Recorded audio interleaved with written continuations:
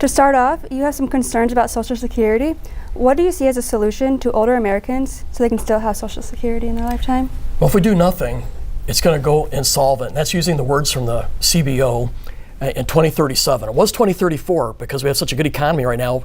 We're getting a little added life there, which is good. What that means being insolvent, anybody on Social Security will lose 25% of their pay because there's more money going out than coming in, and everything that goes in will just go right back out, which causes a reduction.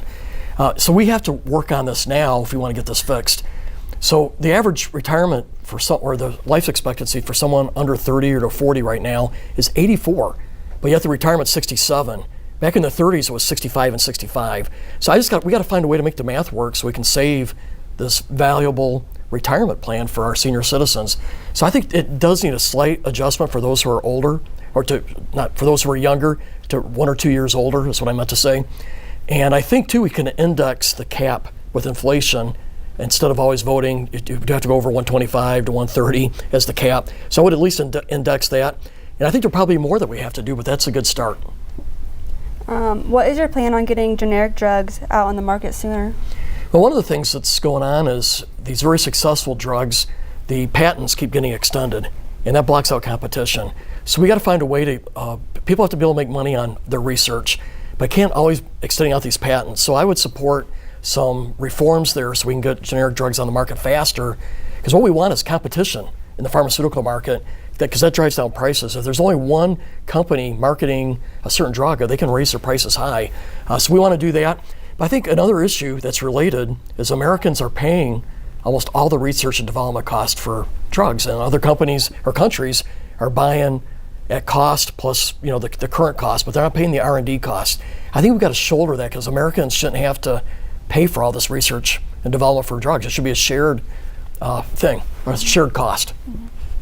What are you doing to protect those with pre-existing conditions? Well, I think a moral country ensures that no matter if you got diabetes or have had previous cancer, whatever it is, that you have affordable health care. So I supported modifications to ACA. Even my opponent says ACA is broke. She wants to take it, she has different fixes planned for it than I would. But the reforms that we had with the health care guaranteed folks with pre-existing conditions the same cost as someone who's healthy. And so we had it written in the bill. We had an amendment that said that because it was being demagogued so bad. But then there was 2 reforms that we also thought we needed. Today, people can refuse insurance, pay a penalty that's a very low cost, and then if they need health care, a surgery, or whatever it may be, they can just buy the insurance, get the care they need, then come back off. Well, what that does, that puts that cost on everybody else that's paying. We're saying, no, you can't do that. There has to be a bigger penalty. And so the other side of the aisle saying, well, that's going after pre-existing conditions. No, we're trying to hold people accountable for refusing insurance. And I think that's fair. We don't want to charge anybody more for having a pre-existing condition if they're playing by the books. And that's our guarantee. And then we had another reform. States may have the opportunity or they may find some innovation that works. So we have 50 states that have good ideas. So we want to give states the ability to innovate. But we said right in there in this amendment, if to get a waiver, you have to guarantee pre-existing conditions. And so some of the other folks on the other side of the aisle say, well, states won't do it as good. I think that's a subjective judgment. Bottom line is, in those 2 amendments, we said you have to guarantee pre-existing conditions.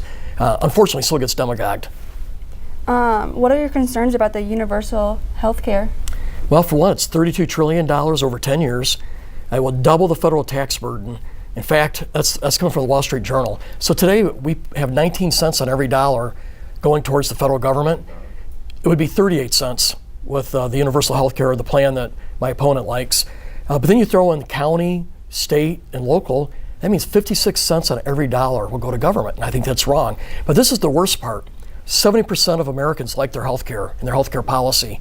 And if you like your health care through your employer or through your union, you will lose it under this. It'll be forced into a one-size-fits-all approach from federal government. I think that's wrong because 70% of our people like their health care. So let's focus on the 30%.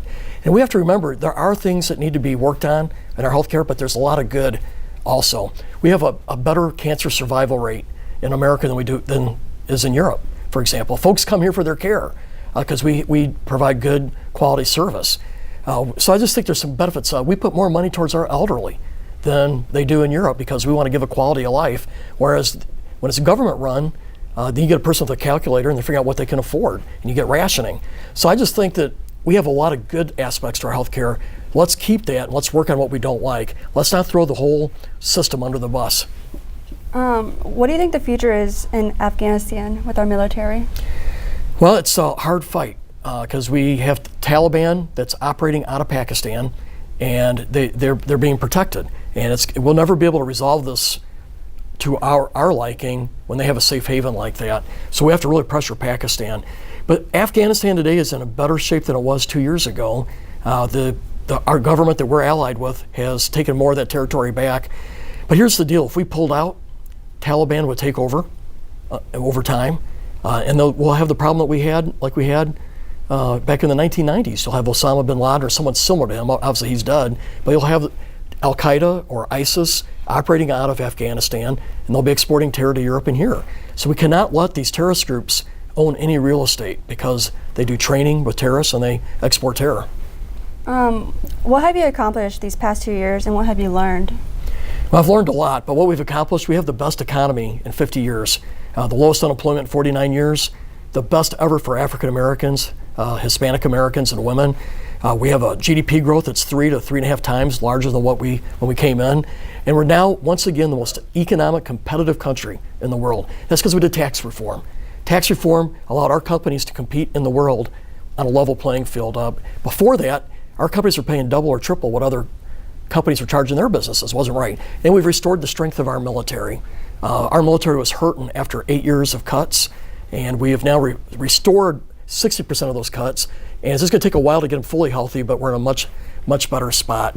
What I've learned primarily is you have to really get things done. You gotta compromise. And of course, I've always felt that way. As a veteran, I know that you can't just have it my way or the highway. If we want to fix healthcare, if we want to fix immigration, if we want to make welfare reforms, it can't be a Republican only or Democratic only thing. You have to be able to work together. And sometimes these overarching big bills, you can't get them passed. You got to do smaller, more targeted fixes, and then you can get more bipartisan support.